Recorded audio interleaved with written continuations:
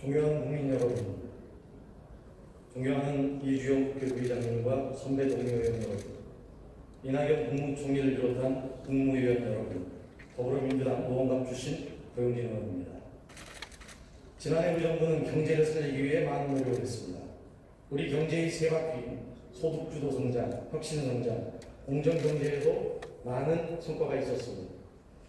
그런데 여전히 지난해 하반기부터 여러 대내외적 요인으로 경제 상황은 국민이 체감할 수 있을 정도로는 회복되지 않고 있으며 우리 서민들의 삶은 힘듭니다. 우리 경제 현 상황을 제대로 분석하고 진단해야 올바른 경제 대책이 나올 수 있다고 부총리 나와주십니다.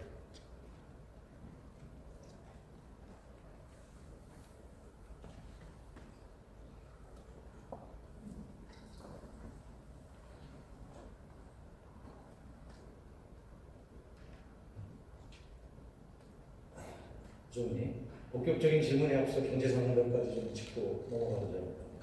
요새 일부 야당과 언론의 얘기만 들으면 한국 경제가 망할 것 같은데요. 정말 그런지 한번 따져보겠습니다. 지난해 4분기 한국 경제는 3.1%, 연간으로는 2.7% 성장률을 기록했습니다. 그렇죠? 네. OECD 다른 선진국과 비교해서 이 정도의 성적이 정말로 참혹하거나 최악의 성적표인지 한번 냉정하게 평가해 주신다. 예, 작년 실적 2.7%만 놓고 본다면 OECD의 유사한 국가들과 비교해서 그다지 이렇게 지금 그와 같은 평가를 받을 정도의 성적은 아니라고 생각합니다. 다만 금년도에 굉장히 작년에 경제가 어려워서 정부로서는 혹시 이렇게 말씀을 드리면 혹시 정부가 경제 상황에 대해서 좀 안이하게 생각하고 있다고 하는 지적이 있을까봐 저희도 굉장히 조심스럽습니다. 올해 저 경제가 엄중하다는 것은 정부 쪽에서도 인식하고 있다는 걸 같이 말씀을 드립니다. 최근 어려운 경제 상황이지만 여러 경제 지표가 조금씩 호전되고 있는 모습을 보이는데요. 소비자 심리 지수도 3개월 연속 나아지고 있고 2월 고용 지표나 제조업 경기 전망도 좀 나아지고 있는데 지금 우리 경제의 정확한 경기 상황은 어떻습니까? 아직 경기 저점을 찍지 못하고 있습니까? 아니면 경기 저점에서 조금씩 올라오고 있습니까? 왜냐면 그 경제 국면에 대한 판단은 아무리 저 경제 당국이지만은 저는 통계청과 또 통계 전문위원들의 판단이 필요합니다만 저로서는 올해 경제가 굉장히 어려워서 둔화 국면에 있다고 생각이 됩니다. 다만 1월달 최근 통계를 보면 지수를 보면 비록 수출이라든가 투자, 국내 문제가 어렵지만 소비자 심리 지수라든가 기업 실사 지수 그리고 1월달 산업활동 동향을 본다면 긍정적인 사인도 있기 때문에 그러한 측면에 대해서 좀 주목을 하고 있고요. 다만 이것이 저는 아직 구조적으로 추세적으로 안착되어 있는 것이 아니기 때문에 여기에 대해서 정부가 굉장히 조심스럽게 보고 있고 신중하게 보고 있으면서 긴장감 있게 보고 있다는 말씀을 드립니다. 네. 야당과 보수 언론에서는 소득주도 성장이 우리 소득분배에 소득분배 악화에 영향을 미쳤다고 주장하고 있지 않습니까? 거기에 대한 부총리의 견해를 밝혀주시죠. 아까 말씀드린 소득주도 성장 중에 최저임금이라든가 52시간 근무제 도입 이와 같은 것들이 시장에 생각했던 것보다 좀 빠르지 않았냐 하는 지적이 있고요. 이런 부분에 대해서는 저는 일부 민감한 업종에 대해서는 영향이 있었다고 생각이 됩니다. 그러나 지금의 경제적인 어려움이 오직 최저임금 때문에라고 하는 것은 저는 좀 과하다고 생각이 되고요. 전체적으로 경기가 우리 한국 경제가 지금 당면한 구조적인 요인이라든가 인구적인 측면이라든가 경기적인 측면 이런 것들이 같이 복합적으로 작용돼서 나타나는 결과이기 때문에 흡사 최저임금 때문에 지금과 같은 경제적 어려움이 갔다 하는 것은 저는 선뜻 그렇게 받아들이기 좀 어려운 측면도 있습니다. 일반적으로 경제 정책이 실제적으로 어떤 영향을 미쳤냐를 보려면 어느 정도 시간이 필요한 거 아닙니까? 그렇습니다. 그래야 통계적 데이터가 축적이 되는 것인데 지금 그런 나름대로의 근거가 있을 만큼 통계가 데이터가 쌓여 있습니다. 정부로부터 찾아보려고 노력하지만 아직 그와 같은 데이터가 축적이 안 돼 있고요. 민간에서 분석하시는 분들도 제한된 분석 자료 가지고 그렇게 말씀 주시는 게 아닌가 싶습니다. 약간 시일이 필요할 거라고 생각합니다. 경제는 심리라고 합니다. 경제학에 자기실현적 예언이라는 말이 있는데 이게 무슨 뜻인지 설명을 좀 해주시겠습니까? 예, 어떤 뭐 믿음이나 예언이 자꾸만 반복해서 얘기를 하면 그것이 발생하지도 않았을 일이 실제로 발생하는 그런 현상을 말하고요. 경제학에서는 뭐 경제가 자꾸만 나쁘다 하면 정말 심리적으로 심리적인 작동에서 나빠지는 결과를 초래하는 것을 의미하는 걸 알고 있습니다. 네, 저도 여러 가지 우리 경제에 대해서 걱정이 많습니다만 극단적인 경제 상황 진단과 분석에는 다시 한번 우려를 표합니다. 제좀 얘기를 좀 해보자 하는데요. 문재인 정부 2기 경제팀 출범 이후의 첫 서두가 제조업입니다. 국정리 첫 현장 일정도 자동차 부품업체 방문이었던데요. 이제 소득주도 성장은 속도전을 좀 하면서 혁신 성장, 그중에 제조업의 방점을 찍고 간다 이렇게 해석해도 되겠습니다. 예, 금년도 경제정책 방향을 설정하면서 정부는 경제 활력을 찾는 것이 가장 급선무라 생각하고 의원님 지적대로 제조업에 대한 경쟁력 그리고 경제 활력 제고에 최대 중점을 두고 있다는 말씀을 드립니다. 네, 화면 좀 봐주시기 바랍니다. 지난해 12월 산업부 업무보고때 대통령 말씀이신데요. 우리나라에 지금까지 산업정책이 제대로 안 돼 있다. 또 잘하는 분야 계속 잘해가는 게 중요하다. 제조업 르네상스 전략을 마련해라 이렇게 말씀하셨죠? 네. 네, 대통령께서 산업정책의 방향을 제대로 잘 잡으셨다고 봅니다. 엊그제 국무회의에서도 주력 제조 분야의 고용 부진이 계속되고 있는 점이 우리 경제의 가장 어려운 점이다 이렇게 말씀하셨어요. 우리 제조업 분야에 대한 진단을 좀 해주시죠. 개괄적으로. 예, 의원님 아시다시피 주력 제조 업종이 최근에 들어와서 경쟁력을 사실 좀 잃어가고 있는 것도 사실이어서 정부로서는 제조업의 경쟁력을 되찾고 제조업의 업종별 활력을 되찾을 수 있는 그런 방안에 몰두하고 있고요. 장기적으로 성장 동력을 이끌어가기 위해서는 신산업 육성도 필요하지만 주력 제조업에 대한 경쟁력 회복이 시급하다고 생각합니다. 네, 주력 제조업 중에 대표적인 게 우리 조선업 자동차 산업. 저희 현장을 좀 이렇게 다녀오셨는데 다녀오신 소감이 어떻습니까? 뭐 저희가 가기 전에도 상당히 예상을 했습니다만 현장에서 여러 가지 어려움을 많이 호소하는 것을 직접 들을 수 있었습니다. 그래서 현장 가면서 들은 내용이 정책으로 반영될 수 있도록 최대한 노력을 하고 있습니다. 네, 제가 우리 상임위에서 활동하면서 그쪽에 종사하시는 분들을 많이 만나게 됐는데요. 정말 산업 생태계가 엉망이 되어 있습니다. 이 부품 업체들은 거의 단가 우려치기, 기술 탈취 등이 수시로 벌어지면서 줄도산하고 있다는 하소연을 하고 있고요. 여러 가지 어려움을 하소연하고 있습니다. 그중에 금연 탈취, 서면 미교부 이런 말들 혹시 아십니까? 예, 그렇습니다.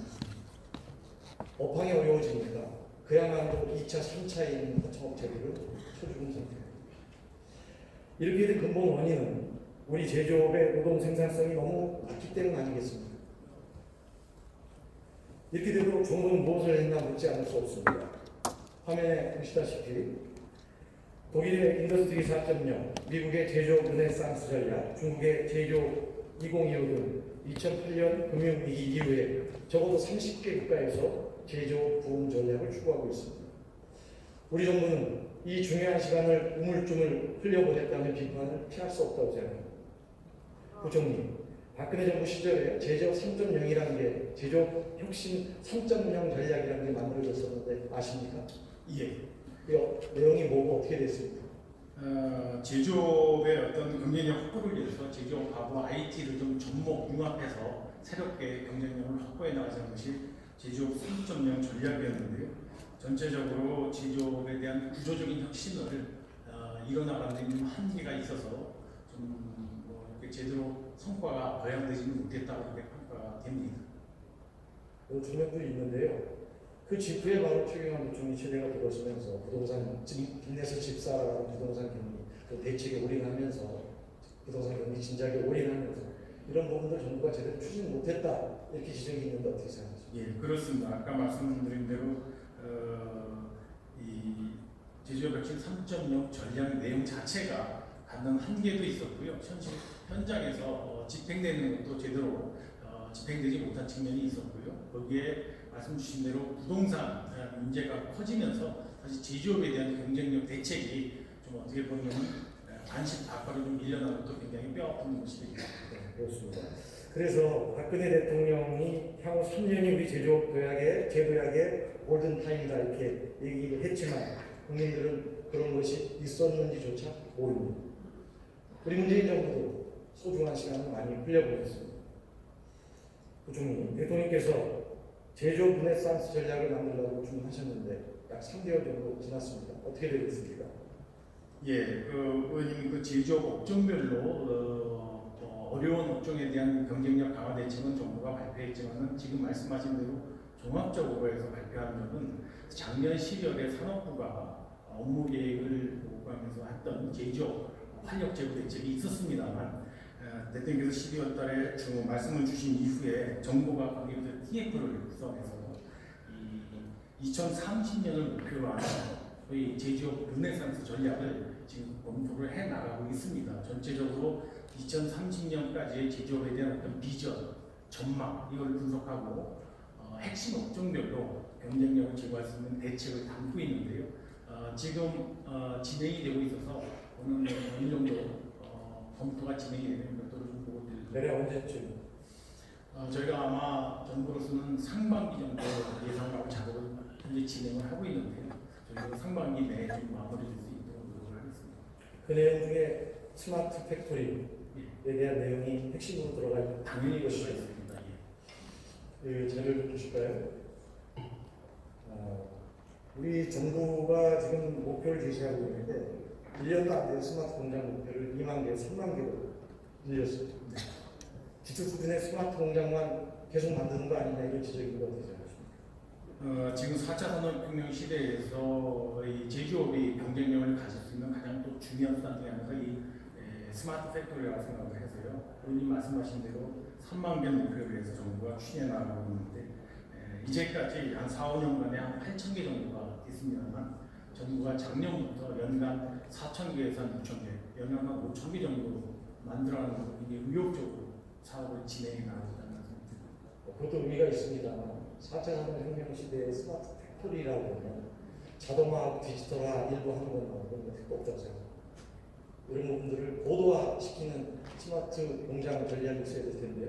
거기에 대해서 어느 정도 실적이 있습니까? 예, 의원님 아까 말씀한 대로 스마트 팩토리를 늘려가는 하면서 지금 그와 같은 지적이 있었습니다. 그래서 정부가 작년부터 스마트 팩토리에 대한 고도화 사업을 진행하고 있습니다. 이 관련해서 2022년까지 정부가 설정한 3만 개의 4분의 1 정도, 25% 정도는 이 고도화 사업을 적용시켜서 말 그대로 그냥 단순히 자동화, 전산화가 아니고 4차 산업혁명 시대에 부합하는 그런 생산성 있는 스마트 팩토리를 만들어가는 작업을 하고 있고요. 그래서 올해 예산도 작년 대한 340억을 2배로 750억으로 늘렸고 지원 단가도 50% 늘려서 지원하겠다는 말씀을 드리고요. 의원님 지적하시는 우려하시는 대로 단순한 형태의 스마트 팩토리가 되지 않도록 정부가 노력을 하겠습니다. 네, 유념하셔서 고도화에 집중해 주시기 바랍니다. 네. 또 하나 지금 민간 투자 부진이 문제 아닙니까? 네. 기업의 적극적인 투자를 촉진하기 위해서 한시적으로 제조업 분야의 R&D 세액 공제를 확대할 필요가 있다는 지적이 있는데 이에 대해서 어떻게 생각하십니까? R&D 전반에 대해서 세액 공제, 한시적 세액 공제는 조금 후발적이고요. 저희는 해당되는 분야에 합리적으로 필요하다면 세제 지원할 준비가 언제든지 되어 있습니다. 좀 더 포괄적으로 넓히는 거 한번 검토해서 나중에 한번 보고해 주시고 네, 그렇게 하겠습니다. 좀 들어가십시오. 이낙연 국무총리 나와주시기 바랍니다.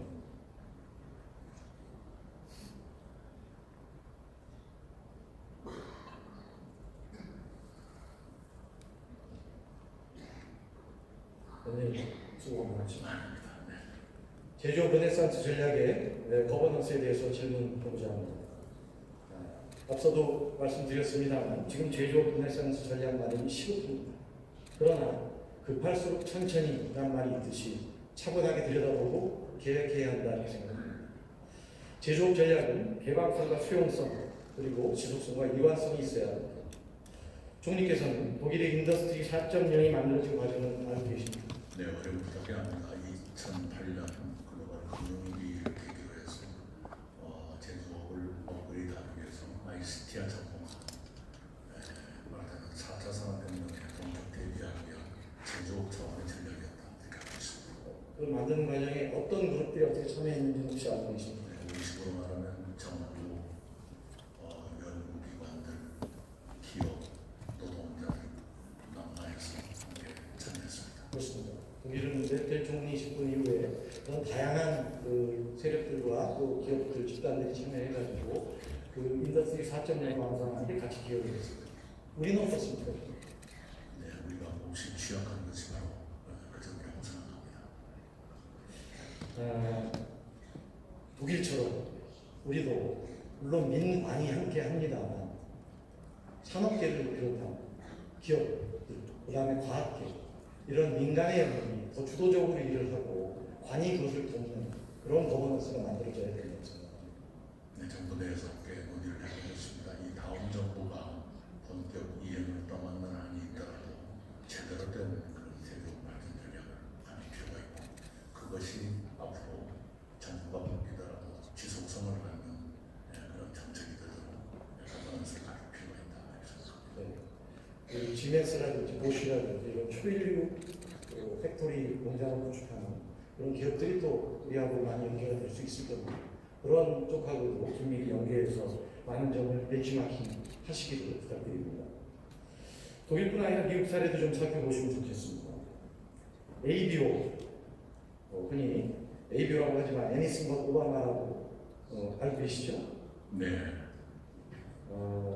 트럼프 행정부에서 오바마 케어를 비롯해서 오바마 행정부의 모든 정책을 폐기한다는 의미로 사용하고 있습니다. 그런데 트럼프 대통령이 유일하게 가져가는 오바마의 정책이 바로 제조업 르네상스 정책입니다. 공화민주양당이 주요 정책을 놓고 극심한 대립과 분열을 드러내고 있습니다만 국가 발전 전략으로 제조업 르네상스 정책은 수정 보완 거듭하면서 일관되게 추진되고 있습니다. 총리, 우리도 최소 10년을 내다보는 제조업 르네상스 2030 전략이 만들어져야 합니다. 지난 박근혜 정권의 제조혁신 3.0 전략은 위험해야 되고 스마트 팩토리 추진도 흐지부지 끝나고 말았습니다. 정부가 바뀔 때마다 산업정책이 흔들려서는 안 됩니다. 그런 점에서 일관성 있는 정책 추진을 위한 지속적인 거버넌스 구축이 필수 과제라고 생각하는데 어떻게 생각하십니까? 네, 동감합니다. 정부 내에서 논의를 시작해 보겠습니다. 이를 위한 법적 근거를 두는 것도 고려하시겠습니까? 그런다면 더 좋겠죠. 튼튼한 기반을 갖는 것이 중요하다고 생각합니다. 국회에서 도와주시기 바랍니다. 네. 끝으로 국민의 실생활과 밀접한 민생 문제 하나 짚고 넘어가겠습니다. 총님 실손보험 아시죠? 실손보험이라고 예. 네. 가입돼 있으시고요. 잘 모르겠습니다. 제가 특별히 아마 사모님이 가입을 해놓으셨을지도 보지 모르겠습니다. 않았을 것 같습니다. 가입자 수가 3,400만 명이 되니까요. 네. 제2의 건강보험이라고 합니다. 의료보험, 그 정액제 의료보험 빼놓고는 뭐 가입한 것 같지가 않습니다. 하여튼 합니다. 네. 그럼에도 불구하고 3,400만 명이 가입된 그런 보험인데 이게 보험 청구 절차가 문제가 있다 이런 말씀 들으셨습니까? 네, 병원에 가서 물 뜯어야 되고 다시 그걸 청구하고 전선화가 잘 안 되고 있는 분야인 걸 알고 있습니다. 그렇습니다. 그래서 소액이어서 불편해서 그래가지고 보험 청구를 네. 포기하는 경우가 허다합니다. 국민권익위가 제도 개선 권고한 지 10년이 지났는데 변한 게 없습니다. 이 어떻게 진행되고 있는지 혹시 보고받고 있으십니까? 네, 그 작년 하반기부터 심의협의체가 가동되고 있습니다만 의료기관 쪽에 피의식이 있는 것 같습니다.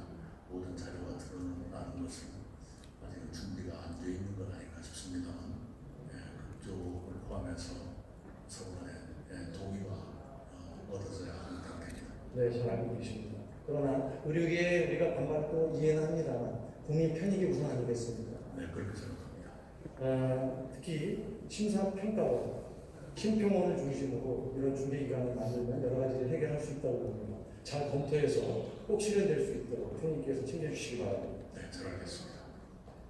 총님 돌아가십시오.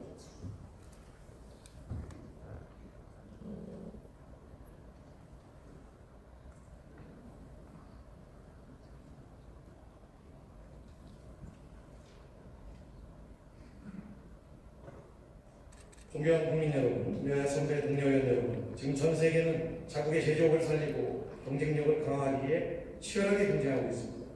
앞서 미국 사례에서 보았듯이 제조업 르네상스 전략은 좌와 우의 문제도 진보와 보수의 문제도 아닙니다. 최소한 10년 앞을 내다보면 2030 제조업 한국 도약을 위한 발전 전략을 수립해서 일관되게 추진해보자는 제안을 드립니다. 문재인 정부와 20대 대한민국 국회는 제조업 도약을 위한 마지막 골든타임의 한복판에서 이 기회를 놓쳐서는 안 됩니다. 경쟁해 주셔서 감사합니다.